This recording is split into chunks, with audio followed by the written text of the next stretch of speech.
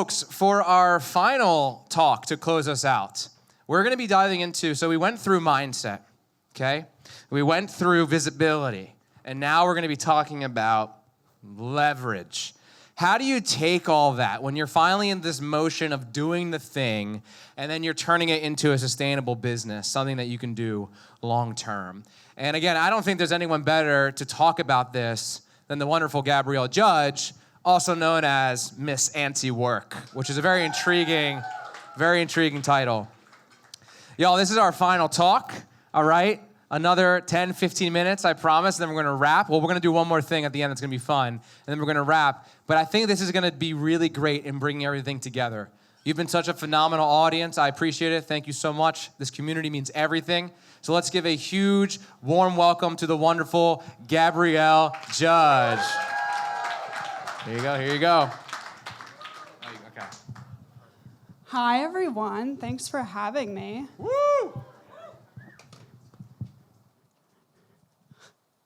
Uh-oh. Did I do that? Blurry, 2020 vision. There we go.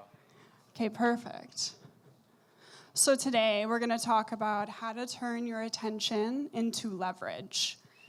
Okay, so we're going to go over who I am and all those things in a few slides. So I will start off first, though, sharing a little bit about me. I didn't get enough attention as a child. I know, right? On a count of 1, 2, 3, say, aw. 1, 2, 3. I know.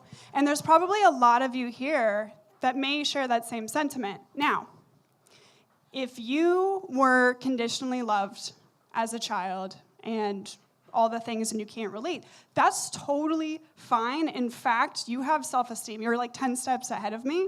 But we'll find a way to wrangle that whole angst that we're going to find today to really find your next big trend, okay? I forgot I need the clicker on me. I apologize. Okay, so what I want to talk about is everyone wants to go viral, right? And so what I see with virality is it's pretty much a numbers game. Like how do I put this? Virality, we could do, and we don't have a lot of rapport yet. I know that I'm going to kind of dig on some New York creators here. I do this with love, I promise. But here's the thing, like the day in the life, like New York girly creator thing with like the beige aesthetic and all those things, right? I love that. I love it, I really do. But it should be like 1/3 of your content, right? And so if we just keep pumping like day in the life, like New York City stuff, like I do love it, but like eventually you'll hit 1 million views, but you have to keep doing that every day is what I'm trying to hit on. So like you'll have to just keep getting like the matcha and then like the this and then the this, right? And it's like unless you own that matcha company, you're gonna have to keep making a day in the life every day and just keep renting.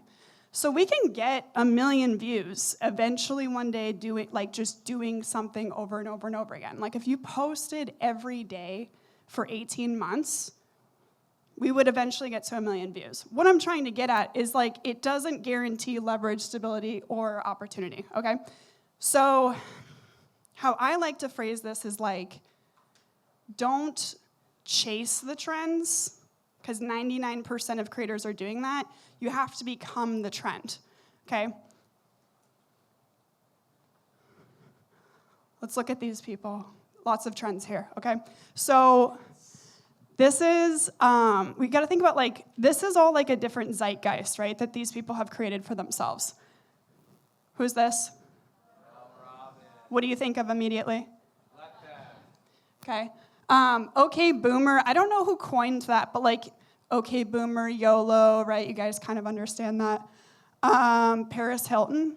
We have Slay. I think her new one is Sliving right now, right? So she has all these like trends and intellectual property she's created around herself that people are adopting, right? You can look at Tim Ferriss, amazing man. The 4-hour work week, right? This one's very interesting, where you're like, wait, but like I have a job, you mean like 4-hour work day? Like, what do you mean, right? And there's this curiosity to it. So let's go into me. So If you guys ever heard of lazy girl jobs, I created that. And so I did that in May of 2023, which is like crazy to think about. So this is the original video that changed my life, and to this day I'm still cashing in on this video, and I'll explain all of that today. Stupid little TikTok. I actually hated how my skin looked in this video. It sat in my drafts for like 6 weeks. I was like, I'm like rambling. It's like a whole thing. Okay. Within, I'm not even kidding you, like 24 hours, look at how many people started adopting this. I didn't pay them, I promise. I did not pay these girls. These girls, you can see like almost 30K views, 100K views. Like these girls were like feeling it. They were like, I have a lazy girl job, or I want a lazy girl job, right?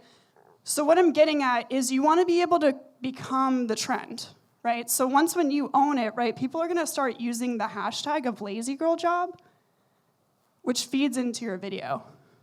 So, I mean, I'm not gonna get political here, but TikTok's gone through a lot of changes recently, lots of buyouts, things like that. So I don't know like how many millions of views Lazy Girl Jobs has anymore. Unfortunately, they've just like updated too many times.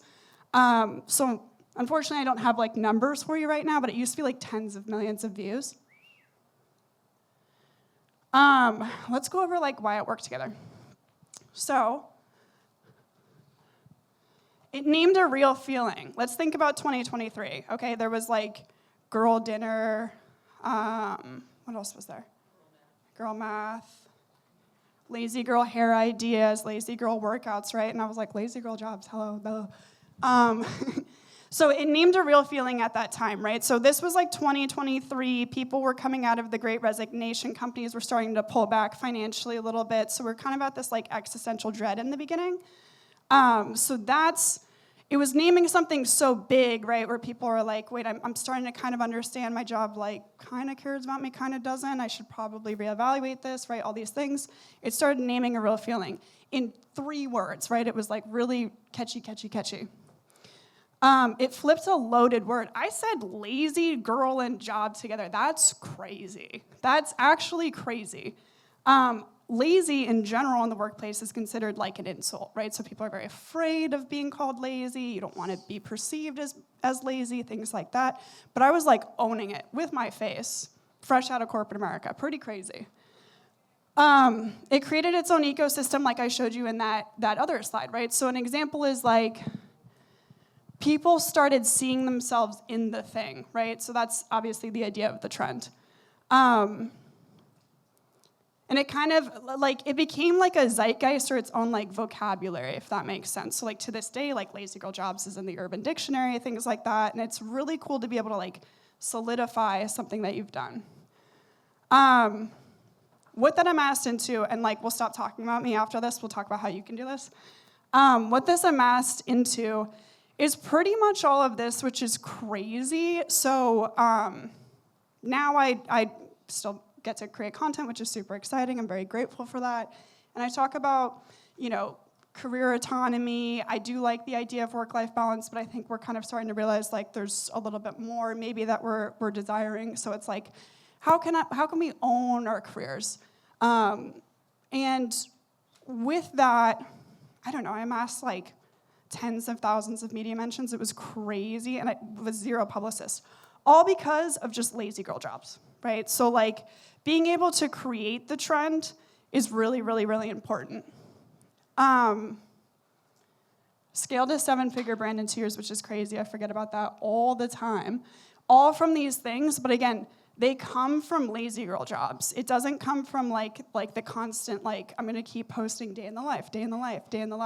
It comes from all of this comes from lazy girl jobs. So, I'm gonna flip the script a little bit on content. I know I have a lot of marketers in the room. I do think that marketing, like content in general, should have somewhat of a CTA. I definitely agree with you on that. But sometimes the content itself, like, is the asset, right? So I don't have a YouTube channel yet, but I'm sure there's a lot of YouTube people in here. You want like a big shelf life of your content. Kind of going back to like my little facetious thing about, day in the lives, things like that. You got to keep making it every day, because like maybe you're wearing, I don't know, maybe these boots go out of style next week. And so I have to like do my whole day in the life all over again with different boots, right? So you want to be able to actually make your content the asset. The business term for this is intellectual property, right? So I own intellectual property that I can bring into anything that I want because I've become the zeitgeist. So here's examples, right? All of these things, also Teachables. Here you can do a lot of these on Teachable, which is great. All of these are what you start pulling from that intellectual property of that trend that you started creating, right? So I think sometimes we're like, oh, I don't know like what to do a digital product on. I don't know what. Your content is the market fit. It's the product development. It's the everything. Because once when you become your own zeitgeist with these trends, you'll get a lot of the same comments and it really, you start to see these patterns and you're like, oh, wait, like I could build for this or I could build for that. So an example, right? Like, so let's do it in real time. I'll do like an exercise. So say I'm like, Lazy Girl Jobs is like fresh off out of the oven. It's May 2023. I'm like, we should probably do a podcast. So with the podcast, we could do like Lazy Girl Job Hotline, right? So like kind of like a Dave Ramsey podcast where, I don't know, like they call in and they're like, girl, like I hate my job. I make this much a month. Like what should I do? And I'm like, oh, how much do you make right now? Like where are you trying to go financially? That could be the podcast. There's another idea, right, of courses, which I've done many times, where it's like Lazy Girl Job Solutions, how to automate with AI, things like that. So it's like always building off of the trend, because you built this thing way bigger than you, and you can just keep going. With this too, this is where you can start using AI. I forgot to talk to you about this in the beginning, but don't use AI to make your trend. Don't. Not the trend part, but for this part, yes. So like AI can come in with the ChatGPTs or whatever you want to do, and we can start testing, if there's a good product market fit. Like, oh, okay, I want to start speaking. I just went viral for Lazy Girl Jobs. Like, what are my options with that, right? And that's where you can start using AI. Don't use it for trends. The only reason is just because AI trains on other people's ideas. It can't make a new idea. That's your part. Now we're going to go over how you can create your own. So definitely take a photo of the. Are they allowed to take photos? Okay, cool. Take a photo of this one. I don't know if I was like creating a whole thing. Yeah, right here. This is how you can start making your own trend. So you should make sure that you're actually conveying some type of language out of it. Lazy Girl Jobs is really fun and very cutesy and editorial, but really what I was signaling to people is, I understand your problem with work right now. Come trust me, right? Now here's the second part is explanation. Are you teaching people how to think about a problem, not just what to do? Okay, so content creation, it depends on like what type of content creators here, but there's a huge uprise in like career creators, thought leaders, info creators, and like it's like this whole like new thing that we got going on in the last 5 years. I basically monetize how I approach the world and how I think about things, like through this whole explanation part, right? So if it's like, I don't know, there's like a new work report out. Instead of just reporting on the work report, I'll report on like my commentary and how I like think through the work report, if that makes sense. And so that's what you can start encapsulating like in your trends. The third part is value density. So think about, is this actually something that I can write a book about or a chapter about or da-da-da-da? So like when you start thinking about your trend, you're like, can this be a TEDx talk, right? Like, can this be, that's where you have to start thinking and making sure that the value and the shelf life of what the trend you're trying to do will live on. Edge. I'm pretty edgy, so it's up to you on like how far you want to go with this. For me, like, and I've done lots of other trends outside of Lazy Girl Jobs. I've done corporate pick me. A lot of people don't like that one, so I've stopped that one. Be more dumb at work is another one. Like, I keep going with these trends and making these little small zeitgeists. But if it's not making someone upset, it's probably forgettable is really important. Fame is 50% of people loving you, 50% of people hating you. So it's very important to think about that and start to be comfortable in the edge. And then the next is repeatability. So why lazy girl jobs also popped up is because other girls can repeat it. And other girls can be like, well, I have a lazy girl job too, or I need one, or whatever. So I appreciate everyone being here today. And 51 seconds left. I actually got it right on the mark. Thank you so much, you guys, for having me. This was super exciting. Be sure to follow me on Miss Anti-Work on all the things, and definitely say hi afterwards. Amazing. Thank you so much. Give me a round of applause for Gabrielle. It's interesting. You take your focus, take your niche or trend, whatever it might be called, and find other ways. Is this something that is repeatable, that can truly turn into an empire, which I think is really unique? I think a lot about like James Clear's like Atomic Habits, or even honestly, Fuck It, Create It, right? Can Fuck It, Create It be something that's just beyond content or something else? And so I think that that's just really interesting. So I hope all of these, kind of planted something in your mind. They were very unique talks from different creators, different personalities, different perspectives. That's the goal of this in a really unique way. Now we're about to be done here, but folks, in the beginning, or at the end of my talk rather, I told y'all to write down what your Fuck It, Create It manifesto is for 2026 and what your one bold action is. And I want to give you all a chance to speak it into the universe. And maybe throughout the talks, something evolved that kind of made it clear, what is that thing or what's that one bold action? Maybe it's tomorrow, you're going to write about that meeting that you had or that conversation that took place. Or maybe there is a trend or niche you're going to lean into that you believe can evoke this feeling as Gabrielle chatted about. So does anyone, I want to take a few volunteers. Does anyone want to volunteer to share what their Fuck It, Create It manifesto is and speak it into the universe and state what your one bold action is going to be? Does anyone want to? All right, Igor up here, y'all. We're almost done. Let's be quiet in the back. Awesome. Thank you. So for about 2 years now, I've been working on this idea to basically share knowledge related to sales and sales leadership. I've been in sales for over 12 years now. Started my own company, worked for Verizon Business, and this is the time for me to start posting some content. So as of next week, I'm going to be posting content for Figs and Bridges. That's what the company is called. And then from there, every 2 weeks, I'm going to be posting some more. So that's my goal for this year. Yeah. We're going to walk ready, baby. This is for you. We love it. Anyone else want to take a go? Anyone else? All right, where? Hey, who said that? Who said that? Oh, hell yeah. Okay. Hi, everyone. I'm Sarah Whittle. At Rude Unicorns on Instagram and Sarah Whittle on LinkedIn. This year I'm going to build my empire. Thank you. I quit my corporate job at Duolingo. I've had a direct deposit for the last 10 years nonstop, and I don't have that anymore. And so I am taking a bet on me. I am becoming the main character. And like Brett said, I'm no longer waiting for an approval committee. I am the approval committee. And I love the phrase, closed mouths don't get fed. So I'm going to ask the universe, I'm going to ask people for what I want. And I'm going to do exactly what I want to do with my heart and prioritizing my art.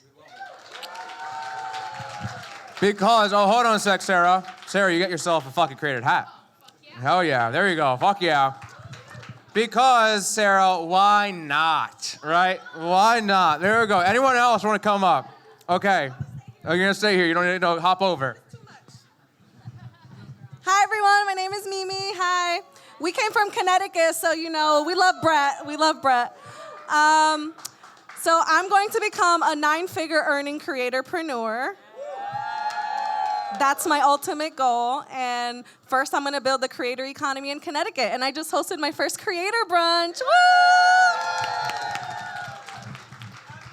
Fuck yeah, we love that. Look at that. The Connecticut Creator Economy CT? Creator House. There we go. We love it. It's a great house. We'll have to share more. Anyone else want to go? Okay. Sky? Hey. Hi there, I'm Sky. I started as a social media assistant, and now I'm creating content for LinkedIn. I met Brett in Creators Live. Yes, I am wearing the hat that he gave me at Creator Economy in Vegas. So I started creating content, and hopefully I will be creating more. What's your one bold action you're gonna take tomorrow towards this fucking creative goal of yours? I'm gonna keep creating content every single week until I get to it. Okay, hell yeah. There you go. Amazing. All right, we'll do two more folks. Okay. Hello. Hi. Okay, this is scary. My name is India, at India Whitkin. I'm going to be the Zillennial mixed race version of Anthony Bourdain, and have my own docu-series where I travel across the world and India. I'm half Indian. And spotlight different amazing creators, businesses, and culture, language, food. That's what I care about. So that is going to be my big manifesto. My bold goal is going to be making a video this weekend of me at an Indian restaurant in the city, supporting a small business, eating some food, and talking about it. Put the hat on. There we go. All right. Anyone else? Okay, get up here. Awesome. Hello, everyone. If you don't know me, I'm a little surprised, but I'm Celia. I am the founder of Connects. We are the next gen wave of LinkedIn for more authentic professional matchmaking and career building. We have over 10K users on our waitlist. Launch party is February 20th. If you are looking at building your network in an authentic way and you're like, LinkedIn isn't quite it, come talk to me. Thanks. Well, what's your fucking creative goal? Absolutely. This wasn't just a promotional thing. Hold on a second. You gotta... What is the thing you're going to create this year, and what's your one bold action towards it? Yeah, absolutely. I really appreciate that question, especially as I was coming in late and quiet and missed it a little. But essentially, I believe in making an authentic community of individuals who can express themselves together, and I believe in building that community. I started 7 months ago, and I just want to keep building that authentic community, everyone feeling welcome, low-stress networking, and I guess I would love to be if Miranda Priestley and Anne Hathaway had like a child. Wow. Yeah, thank you. Unbelievable. Here you go. Thanks so much, Celia. All right, we'll do one more. Who wants to take us home? Jerica, we'll do one up front.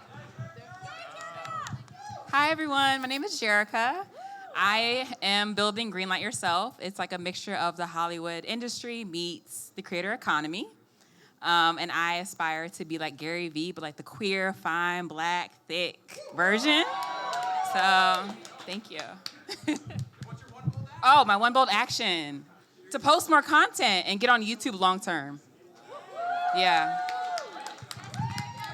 Yay, thank you. There you go. All right, and we're gonna have one up front take us home, all right? I was not prepared to speak, but I guess why not speak, so I'm in why not land. My name is Daenerys, and I just started posting on LinkedIn, sort of like exploring the startup ecosystem in Paris and in New York, because I live in Paris and also in New York. Thank you. Bonjour. And my bold action that I want to do is to edit a reel that, like, I have an idea. I sneaked into an event last night, and I was like, I filmed my way with my friend, and I was like, I don't know if I want to post it because it might be cringe, but I might just post it. So I'm going to do it. So, yeah, thank you. Fucking create it. Hold on a second. Did you guys sneak into this event too? No, I'm kidding. That's amazing. All right, everybody, thank you so much for being such great partners. There you go. I hope you enjoyed it. And I don't know if anyone wants a hat. We'll throw one out there. There we go. There we go. One more. Huh? There we go. One more. All right, y'all. We're here for the rest of the night. The bar's still open. If you don't have your drink ticket anymore, it is a cash bar, but still enjoy yourself. There's a lot more people to come and meet. We're going to clear the chairs out and enjoy yourselves, all right? Thank you so much, everybody.